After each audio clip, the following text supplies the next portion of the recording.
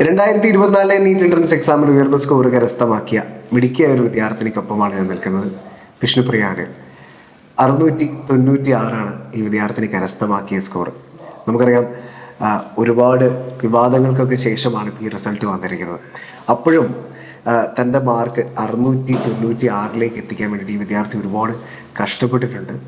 നന്നായിട്ട് കഷ്ടപ്പെട്ട് നേടിയ ഒരു വലിയ വിജയം തന്നെയാണ്. തീർച്ചയായിട്ടും ഈ വർഷം ഇന്ത്യയിലെ 3ാം സ്ഥാനത്തേക്ക് നമ്മുടെ കേരളം എത്തുകയും അതുപോലെ കോട്ടയം എന്ന് പറയുന്ന ജില്ലയിലാണ് ഏറ്റവും അധികം മികച്ച സ്കോർ കരസ്ഥമാക്കിയ വിദ്യാർത്ഥികളുള്ളത്. മോൾ എക്സാം എഴുതിയ സെന്റർ എവിടെയായിരുന്നു? ഞാൻ എഴുതിയത് ശ്രീവിദ്യാമന്ദിർ എന്ന് പറയുന്നത്. കോട്ടയത്ത് എക്സാം എഴുതിയ വിദ്യാർത്ഥി. അപ്പൊ തീർച്ചയായിട്ടും മോളൊക്കെ ആ ഒരു വിജയത്തിന്റെ അല്ലെങ്കിൽ ആ ഒരു വിജയ ശതമാനത്തിന്റെ ഭാഗമാണ്. ആ ഒരു വിജയ ശതമാനം ഉയർത്തിയ വിദ്യാർത്ഥികളിൽ ഒരാളാണ്. അപ്പൊ തീർച്ചയായും ഈ 696 എന്ന് പറയുന്ന ഒരു സ്കോറിലേക്ക് എത്താൻ വേണ്ടിയിട്ട് മോള് നന്നായിട്ട് ഹാർഡ് വർക്ക് ചെയ്തിട്ടുണ്ട്. ഈ ഡോക്ടർ ആവണമെന്നുള്ള ഒരു ലക്ഷ്യം എന്ന് മുതലാണ് മനസ്സിലുടലെടുക്കുന്നത്? അത് ഞാൻ ഫൗണ്ടേഷനിൽ ഉണ്ടായിരുന്നു ബ്രില്യൻ്റില്ല 6th മുതൽ. അപ്പം 8th ഒക്കെ ആയപ്പോഴത്തേക്കും ഇന്റഗ്രേറ്റഡ് ബാച്ച് ഉണ്ടെന്നൊക്കെ അവർ പറഞ്ഞു തുടങ്ങി. അപ്പം നമ്മൾ അങ്ങനെ ലോക്ക്ഡൗൺ ഒക്കെ ആയപ്പോൾ ആലോചിക്കാനൊക്കെ സമയം കിട്ടി. അപ്പോൾ മോള് 6th മുതൽ ബ്രില്യന്റിന്റെ ഭാഗമായിരുന്നു, ഉണ്ടായിരുന്നു. ഓക്കെ. അതുകൊണ്ട് തന്നെ ഇപ്പോൾ +2 കഴിഞ്ഞപ്പോൾ ഫസ്റ്റ് അറ്റംപ്റ്റിൽ തന്നെ മോൾക്ക് ഈസി ആയിട്ട് നീറ്റ് ക്രാക്ക് ചെയ്യാൻ സാധിച്ചു. അപ്പോൾ ഞാൻ ചോദിക്കാൻ ആഗ്രഹിക്കുന്നത്, 6th മുതൽ മോൾ ഇതിന് വേണ്ടിയിട്ട് പ്രിപ്പയർ ചെയ്തുകൊണ്ടിരുന്നപ്പോൾ സ്വാഭാവികമായിട്ടും മോൾക്ക് കിട്ടിയ ഒരു ഗുണങ്ങൾ എന്തൊക്കെയാണെന്നാണ് പറയുക? കാരണം ഒരുപാട് പേര് ഇപ്പോഴും ചിലപ്പോൾ പറഞ്ഞു കേൾക്കാണ്ട് +1 +2 ഒക്കെ പഠിക്കുമ്പോൾ അല്ലെങ്കിൽ സ്കൂൾ ടൈമിലൊക്കെ നമ്മൾ എൻട്രൻസിന് വേണ്ടിയിട്ടൊക്കെ പ്രിപ്പയർ ചെയ്യുന്ന സമയത്ത് കുറച്ചൊക്കെ ബുദ്ധിമുട്ട് അനുഭവപ്പെടാറുണ്ട്. രണ്ടും കൂടെ ഒരുപോലെ ബാലൻസ് ചെയ്ത് കൊണ്ടുപോകാൻ പറ്റാറില്ല എന്നൊക്കെ പറഞ്ഞു കേട്ടിട്ടുണ്ട്. അത് വെച്ച് നോക്കുമ്പോൾ മോൾക്ക് എന്താണ് പറയാനുള്ളത്? 6th മുതൽ ഫൗണ്ടേഷനിൽ ഉള്ളതുകൊണ്ട് തന്നെ ബ്രില്യൻറ്റിൻ്റെ ആ ഒരു കോച്ചിങ് അത്ര അപ്പം മുതൽ ഉള്ളതുകൊണ്ട് ഈസി ആയിരുന്നു കമ്പാരിറ്റീവ്ലി. +1 +2 അപ്പോഴത്തേക്കിനും ഈ സ്കൂൾ അത്രയ്ക്ക് അങ്ങ് ഫോക്കസ് ചെയ്യേണ്ട ആവശ്യം വന്നിട്ടില്ല. ഇവരുടെ കോച്ചിങ് ഉള്ളതുകൊണ്ട് തന്നെ, ബ്രില്യൻറ്റിൻ്റെ ഉള്ളതുകൊണ്ട് തന്നെ അത്രയ്ക്ക് ഫോക്കസ് ചെയ്യേണ്ട വന്നിട്ടില്ല. പിന്നെ ലാംഗ്വേജ് മാത്രമായിരുന്നു നമ്മൾ എക്സാമിനെ കുറച്ച് മുമ്പായിട്ട് അങ്ങ് പഠിച്ചാൽ മതി. അപ്പം അത്യാവശ്യം ഈസി ആയിരുന്നു ബ്രില്യൻ്റ് ഉള്ളതുകൊണ്ട്. സബ്ജക്റ്റീവായിട്ടും ഒബ്ജക്റ്റീവായിട്ടും നമുക്ക് കുറെ കൂടി കാര്യങ്ങൾ പഠിക്കാൻ പറ്റും. സബ്ജക്റ്റിനെ കുറിച്ച് ഡെപ്തിൽ നീറ്റിന്റെ സിലബസ് മാത്രമല്ല, കുറച്ചുകൂടി ഡീറ്റെയിൽ ആയിട്ട് തന്നെ ബ്രില്യൻ്റ് പഠിപ്പിക്കും. അപ്പോൾ നമുക്ക് സ്കൂൾ എക്സാമിന് അത്രയും മതി, അതിന് അത്രയും കൂടി വേണ്ട കുറെ. അപ്പോൾ തീർച്ചയായിട്ടും മോളോട് ഞാൻ ചോദിക്കാൻ ആഗ്രഹിക്കുന്നത്, ഈ നമ്മൾ സബ്ജക്റ്റ് ഇപ്പോൾ മോള് പറഞ്ഞു നമ്മൾ +2 വേണ്ടി പഠിക്കുന്ന ഒരു രീതിയുണ്ട്, എൻട്രൻസിന് വേണ്ടി പഠിക്കുന്ന ഒരു രീതിയുണ്ട്. അപ്പം മോള് എൻട്രൻസിനായിട്ട് മോള് പഠിച്ചുകൊണ്ടിരുന്ന അല്ലെങ്കിൽ 696 എന്ന് പറയുന്ന ഒരു വലിയ സ്കോർ നേടുന്നതിന് വേണ്ടിയിട്ട് മോള് പഠിച്ചുകൊണ്ടിരുന്ന ഒരു രീതി എങ്ങനെയായിരുന്നു? അത് എക്സാംസ് നടക്കുമല്ലോ ബ്രില്യൻ്റിൽ. അപ്പോൾ ആദ്യം പോലെ എല്ലാ എക്സാംസും എഴുതുമായിരുന്നു. അപ്പോൾ എക്സാംസ് എഴുതി +1 ഒക്കെ അങ്ങനെ അങ്ങ് പോയി. ആ ഒരു എക്സാംസ് എഴുതുക, അത് നോക്കുക, പഠിക്കുക. +2 ആയപ്പോഴാണ് പിന്നെ നീറ്റ് നമ്മൾ കുറച്ചുകൂടി ഫോക്കസ് ആയത്. അപ്പം പിന്നെ മോഡൽ എക്സാംസ് വന്നു. അപ്പോൾ അതിൻ്റെ കറക്ഷൻ എഴുതി അത് പഠിച്ച് അങ്ങനെ പിന്നെ റെഫർ ചെയ്യുക ബുക്ക്, NCERT, അങ്ങനെ നന്നായിട്ട് പഠിച്ചു. ഇപ്പോൾ സ്വാഭാവികമായിട്ടും ബ്രില്യൻറ്റിൻ്റെ മോഡൽ എക്സാമിൻ്റെ ഒക്കെ ഭാഗമായിരുന്നു അല്ലേ? അപ്പോൾ മോഡൽ എക്സാം എന്ന് പറയുമ്പോൾ ഇപ്പോൾ ഒരു പരിധി വരെ മോൾ 6ാം ക്ലാസ് മുതൽ പഠിക്കുന്നതാണ്. എക്സാമിലൊക്കെ നന്നായിട്ട് പെർഫോം ചെയ്തിട്ടുണ്ടായിരിക്കും, നമുക്ക് ഉറപ്പാണ്. അപ്പോൾ തീർച്ചയായിട്ടും ആ മോഡൽ എക്സാമിൻ്റെ ടൈമിൽ ഇപ്പം എക്സാമൊക്കെ അടുത്തുകൊണ്ടിരിക്കുകയാണ്, എൻ്റെ ലക്ഷ്യത്തിലേക്ക് ഇനി വളരെ കുറച്ച് നാളുകളൊക്കെ ഉള്ളൂ എന്ന് കരുതിയിട്ട് മോള് എക്സാം എഴുതുന്ന സമയത്ത് ആ ഒരു മാർക്കിൻ്റെ വേരിയേഷൻസ് ഒക്കെ മോൾക്ക് വന്നിട്ടുണ്ടോ? ആദ്യം ഇന്റഗ്രേറ്റഡ് ബാച്ചിൽ ഒരു ഓഗസ്റ്റ് സെപ്റ്റംബർ ഒക്കെ ആയപ്പോഴേ പോർഷൻസ് തീർന്നു. അപ്പോഴത്തേക്കും അത് കഴിഞ്ഞപ്പോഴത്തേക്കും ഇവരുടെ റിവിഷൻ, ഇന്റഗ്രേറ്റഡ് ബാച്ച് മാത്രമായിട്ടുള്ള റിവിഷൻ ഉണ്ടായിരുന്നു. അതിനൊക്കെ അത്യാവശ്യം നല്ല ക്വസ്റ്റ്യൻസ് ആയിരുന്നു. അപ്പോൾ നമുക്ക് കുറച്ച് മാർക്കൊക്കെ കുറയും. അത് കഴിഞ്ഞിട്ട് റിപ്പീറ്റേഴ്സിൻ്റെ ഒപ്പം ഹോൾ ബ്രില്യൻറ്റിൻ്റെ എക്സാംസ് നടന്നപ്പം പക്ക നീറ്റ് ലെവലായി. അതിനപ്പം നമുക്ക് അത്യാവശ്യം നല്ല മാർക്ക് കിട്ടി. അപ്പോൾ കുറച്ചുകൂടി കോൺഫിഡൻസ് ആയി. അങ്ങനെ പിന്നെ അത് ഒരു നീറ്റിന്റെ ബേസ് മാത്രമായതുകൊണ്ട് അത് പഠിക്കാനും കുറച്ചുകൂടി എളുപ്പമുണ്ടായി. ഏറ്റവും എളുപ്പമുള്ള സബ്ജക്റ്റ് ഏതായിരുന്നു നമുക്ക് പഠിക്കാൻ? എനിക്ക് അവസാനമായപ്പോൾ ഫിസിക്സ് ആയി ഏറ്റവും എളുപ്പമുള്ള. ആദ്യമൊക്കെ ഫിസിക്സ് ഭയങ്കര പാടായിരുന്നു, അവസാനം ഫിസിക്സ് ആയി. അപ്പം മോള് ഫിസിക്സ് ഏറ്റവും കൂടുതൽ എളുപ്പമാവാൻ വേണ്ടിയിട്ട്, അതായത് പാടായിരുന്ന ഒരു സബ്ജക്റ്റ് അവസാനം ആകുമ്പോഴേക്കും മോൾക്ക് എളുപ്പമാവാണ് അല്ലേ? വളരെ റയറായിട്ട് മാത്രം സംഭവിക്കുന്ന ഒരു കാര്യമാണ്. അപ്പോൾ മോളോട് ഞാൻ ചോദിക്കാൻ ആഗ്രഹിക്കുന്നത്, മോൾ അതിന് വേണ്ടിയിട്ട് എന്തൊക്കെ എഫേർട്ട് എടുത്തു? അത് +1 എനിക്ക് കുറച്ച് പോർഷൻസ് അവിടെ ഇവിടെയൊക്കെ ആയിട്ട് അറിയുണ്ടായിരുന്നില്ലായിരുന്നു. അത് പിന്നെ +2 ആയപ്പോൾ നമുക്ക് കുറെ ഇങ്ങനെ വരുമല്ലോ, ഒരു ബാക്ക്ലോഗ് ആയിട്ട് കിടക്കൂലോ. അപ്പൊ എക്സാംസിന്റെ സമയത്ത് നമുക്ക് അത് അറിയില്ല എന്ന് മനസ്സിലാവും. അപ്പൊ നമ്മൾ അത് എന്നൊന്ന് പഠിക്കും. പിന്നെ എൻ്റെ എക്സാം എഴുതുമ്പോൾ അതങ്ങ് ഈസിയാവും. അങ്ങനെ അത് വീണ്ടും വീണ്ടും ഇക്വേഷൻസിന്റെ നോട്ടൊക്കെ ഉണ്ടാക്കി അങ്ങ് പഠിച്ചു. അപ്പം ഫിസിക്സ് അങ്ങ് ഈസിയായി. അപ്പോൾ മോളോടൊപ്പം ഏറെ അഭിമാനത്തോടുകൂടി ഇരിക്കുന്ന ഒരാൾ കൂടി ഉണ്ട് ഇവിടെ, ചേച്ചിയാണ് അല്ലേ? അപ്പോൾ ചേച്ചി പേര് ചെയ്യുന്നു? ഞാനിപ്പോൾ എഞ്ചിനീയറിംഗ് കഴിഞ്ഞു. ഇപ്പോൾ ഗവൺമെന്റ് എക്സാംസിന് വേണ്ടിയിട്ട് ട്രൈ ചെയ്തുകൊണ്ടിരിക്കുകയാണ്. ഇപ്പോൾ തീർച്ചയായിട്ടും അനിയത്തി ഡോക്ടർ ആകാൻ പോകുന്നു, ചേച്ചി എഞ്ചിനീയർ ആണ് അല്ലെ? ചേച്ചി ബ്രില്യന്റിന്റെ ഭാഗമായിരുന്നു. അതായിരുന്നു. ഞാൻ +2 കഴിഞ്ഞിട്ട് ബ്രില്യന്റിൽ റിപ്പീറ്റ് ചെയ്തായിരുന്നു. ഓക്കെ, അത് കഴിഞ്ഞിട്ട് പിന്നെ എഞ്ചിനീയറിംഗിലോട്ട് പോയി സ്വിച്ച് ചെയ്തു. ഓക്കെ, അപ്പൊ തീർച്ചയായിട്ടും വലിയൊരു ജീവിത ലക്ഷ്യവുമായിട്ട് മുന്നോട്ട് പോകുന്ന ഒരാളാണ് ചേച്ചി. അപ്പൊ രണ്ടുപേരും ബ്രില്യന്റിന്റെ ഭാഗമാണ്. അപ്പൊ ചേച്ചി എക്സ്പീരിയൻസ് ചെയ്തൊരു ബ്രില്യന്റിൽ ഏത് വർഷമാണ് ബ്രില്യന്റിൽ പഠിച്ചത്? ഞാൻ 2019 ബ്രില്യന്റിലെ ഭാഗമായിരുന്നു. അത് എന്താ നല്ലൊരു അനുഭവമായിരുന്നു. ലൈക്ക് അവിടുത്തെ ടീച്ചേഴ്സ് ഒക്കെ ആണെങ്കിലും നമ്മൾ +2 വെച്ച് പഠിച്ചതിനെക്കാട്ടി കൂടുതൽ ഞാൻ റിപ്പീറ്റിനാണ് പിന്നെ ചേരുന്നത്. അപ്പം കുറച്ചും കൂടെ നന്നായിട്ട് ഫിസിക്സിനെ പറ്റിയിട്ടാണെങ്കിലും മാത്സും ഒക്കെ നന്നായിട്ട് പഠിക്കാൻ പറ്റി. അത് ഫിസിക്സ് ഒക്കെ പിന്നെ എഞ്ചിനീയറിംഗിന്റെ അങ്ങോട്ടേക്ക് വന്നു കഴിഞ്ഞപ്പോഴത്തേക്കും ഫസ്റ്റ് ഇയറിൽ നമുക്ക് തന്നെ ഫിസിക്സ് ഒക്കെ കുറച്ചും കൂടെ ഇതായിരുന്നു. പിന്നെ പ്രോബ്ലമാറ്റിക് സബ്ജക്റ്റ് ഒക്കെ വരുമ്പോഴത്തേക്കും നമുക്ക് കുറച്ചും കൂടെ നന്നായിട്ട് തന്നെ ചെയ്യാൻ പറ്റി. ഓക്കെ, അപ്പോൾ തീർച്ചയായിട്ടും അനിയത്തി ഇപ്പൊ ഡോക്ടർ ആകുകയാണ്. അപ്പോൾ അനിയത്തിയുടെ ഒരു പഠനമൊക്കെ ചേച്ചി കണ്ടിട്ടുണ്ടായിരുന്നു അല്ലെ? അപ്പോൾ തീർച്ചയായിട്ടും അനിയത്തിയുടെ ആ ഒരു വേ ഓഫ് പഠിക്കുന്ന ഒരു രീതി, പിന്നെ ബ്രില്യന്റിനെ കുറിച്ചൊക്കെ പറഞ്ഞിട്ടുണ്ടോ? പിന്നെ തീർച്ചയായിട്ടും അവള് കുറെ ടീച്ചേഴ്സിന്റെ കാര്യങ്ങളൊക്കെ പറയും. അവര് പഠിപ്പിച്ച രീതിയും ഭയങ്കര ഒരു ഇതായിരുന്നു. പുള്ളിക്കാരി ഭയങ്കര ലൈക്ക് +1 +2 ഭയങ്കരമായിട്ട് എൻജോയ് ചെയ്ത് പഠിച്ചെന്നാണ് എനിക്ക് തോന്നിയിട്ടുള്ളത്. വീട്ടിലിരുന്ന് നന്നായിട്ട് പഠിക്കും. പഠിക്കുന്ന സമയം നന്നായിട്ട് പഠിക്കും, മോസ്റ്റ്ലി പഠിക്കും. പിന്നെ അല്ലാത്ത സമയം അവൾ എന്തെങ്കിലുമൊക്കെ ഫ്രീ ആയിട്ട് എന്തെങ്കിലുമൊക്കെ ചെയ്യും. എന്തെങ്കിലുമൊക്കെ ലൈക്ക് സോഷ്യൽ മീഡിയ ആണെങ്കിലും കുറച്ച് നേരമൊക്കെ ഉപയോഗിക്കും. പക്ഷെ ലിമിറ്റഡ് ടൈമിൽ ഇരുന്ന് തന്നെയായിരിക്കും ഉപയോഗിക്കുന്നത്. അപ്പോൾ തീർച്ചയായിട്ടും അനിയത്തി ഒരു MBBS എന്ന് പറഞ്ഞൊരു ലക്ഷ്യം സെലക്ട് ചെയ്തു. അപ്പോൾ തീർച്ചയായിട്ടും ചില കുട്ടികളൊക്കെ പറഞ്ഞു കേൾക്കാം ഇങ്ങനെ വീട്ടിലൊക്കെ ചെറിയൊരു ഡോക്ടറായിട്ട് അഭിനയിക്കുക അല്ലെങ്കിൽ ആളുകളൊക്കെ അങ്ങനെ കേട്ടിട്ടുണ്ട്. അപ്പൊ അനിയത്തി അങ്ങനെ എന്തെങ്കിലുമൊക്കെ? ഇല്ല, അവള് ഓരോ സമയം ഓരോരോ ആഗ്രഹമായിരുന്നു. ചെറുപ്പത്തിൽ ബ്രില്യന്റിൽ കൊണ്ട് നമ്മള് ചേർക്കുമ്പോഴും അവള് ജസ്റ്റ് അങ്ങ് പോണു, അത്രേ ഉള്ളൂ. ഫൗണ്ടേഷന്റെ ഭാഗമാകുമ്പോൾ ഒരു പ്രത്യേക ലക്ഷ്യമില്ല, പക്ഷെ പോകുന്നു. നമ്മള് വീട്ടിൽ നിന്ന് പറഞ്ഞു പൊക്കോ, അവൾക്ക് കിട്ടി, അപ്പം നമ്മൾ ചേർത്തു, അവളും ചേർന്നു. അവൾക്ക് ചെറുപ്പത്തിലെ ലോ പഠിക്കണം എന്നായിരുന്നു, LLBക്ക് പോകണം, എന്നിട്ട് വക്കീലാവണം എന്നായിരുന്നു എല്ലാരോടും പറഞ്ഞു നടക്കുന്നത്.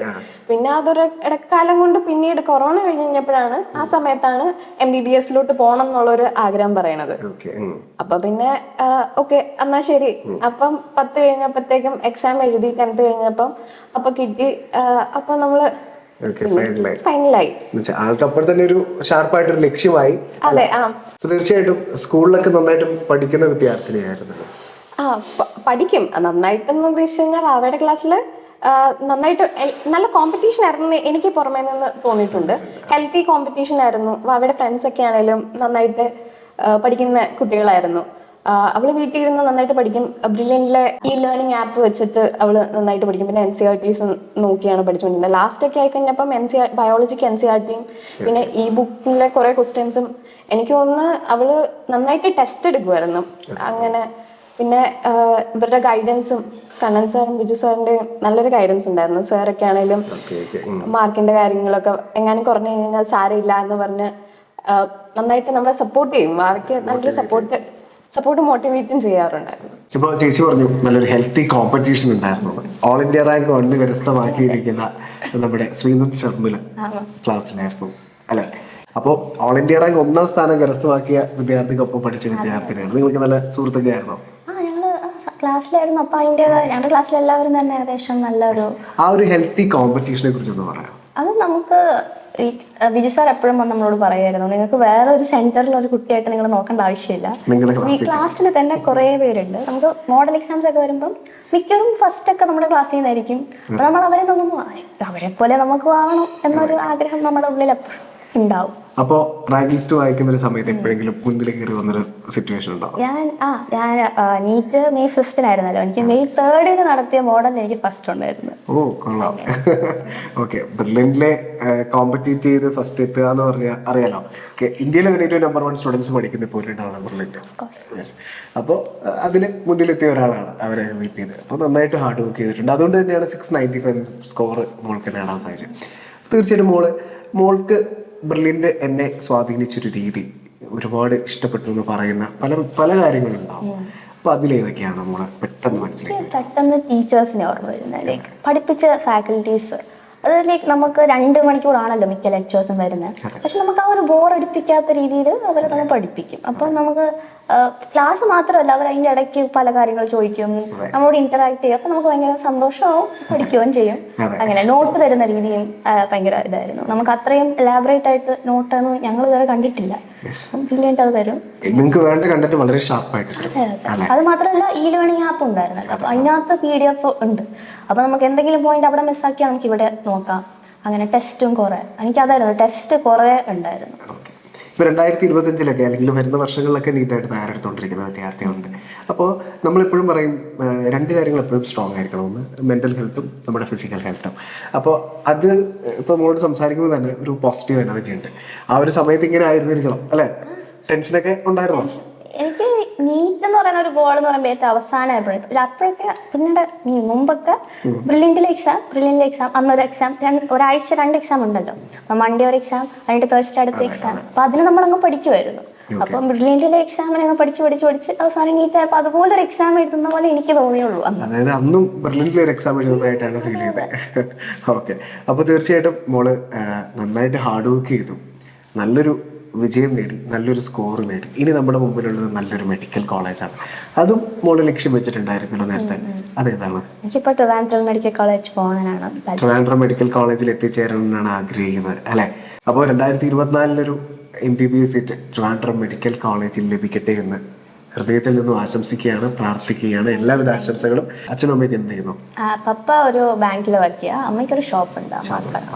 അപ്പോൾ തീർച്ചയായിട്ടും മോളിയൊരു നല്ലൊരു സ്കോർ കരസ്ഥമാക്കി. ക്ലാസ്സിൽ ഒരുമിച്ച് പഠിച്ചവരുണ്ട്, ഒരുമിച്ച് ലക്ഷ്യം കണ്ടവരുണ്ട്. നിങ്ങൾ കുറേ പേര് 2024 നല്ലൊരു സ്കോർ ചെയ്യണം. അപ്പോൾ ആ ഫ്രണ്ട്സിനൊക്കെ കിട്ടിയോ? മാം കുറേ പേർക്ക് കിട്ടി. Air 1 തന്നെ നമ്മുടെ ക്ലാസ്സിലാണ്. പിന്നെ 715 കിട്ടിയവരുണ്ട്, 711, 706. ആ ഒരു 700-നുള്ളിൽ തന്നെ കുറെ പേര് നമ്മുടെ കൂടെ പഠിച്ചവരാണ്. എല്ലാവരും എന്ത് പറയുന്നു? എല്ലാവർക്കും സുഖമായിട്ടിരിക്കുന്നു. ചിലവരൊക്കെ എൻ്റെ കൂടെ തന്നെ ട്രിവാൻഡ്രം വരാം എന്നൊക്കെ പറഞ്ഞു.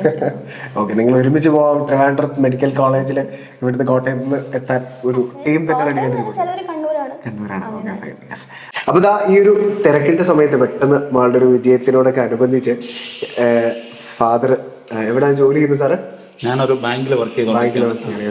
അപ്പൊ ഇതാ പെട്ടെന്ന് ഓടി എത്തിയതാ മോളുടെ ഒരു വിജയത്തില് ബ്രില്യൻ ടീം മോളെ അഭിനന്ദിക്കാൻ വരുന്നുണ്ടെന്നൊക്കെ അറിഞ്ഞിട്ട് ഒരുപാട് സന്തോഷത്തോടു കൂടിയിട്ടാണ് ഈ ഒരു ഫാദർ ഇവിടെ എത്തിച്ചേർന്നിരിക്കുന്നത്. അപ്പൊ സാർ, ഞങ്ങളിങ്ങനെ ഇന്റർവ്യൂവിൽ മോള് പറഞ്ഞു ഫാദർ ബാങ്കിലാണ് ജോലി ചെയ്യുന്നത് എന്നുള്ള കാര്യങ്ങളൊക്കെ പറഞ്ഞിരുന്നു. അപ്പൊ സാർ തീർച്ചയായിട്ടും ബ്രില്യൻ്റ് എന്നൊരു ഓപ്ഷൻ ഇപ്പൊ പേരൻസ് ഒക്കെ കേരളത്തിലുള്ള ഇന്ത്യയിലെമ്പാടുമുള്ള ചർച്ച ചെയ്യുന്ന ഒരു സ്ഥാപനമായി ബ്രില്യൻ്റ് മാറിയിരിക്കുന്നു.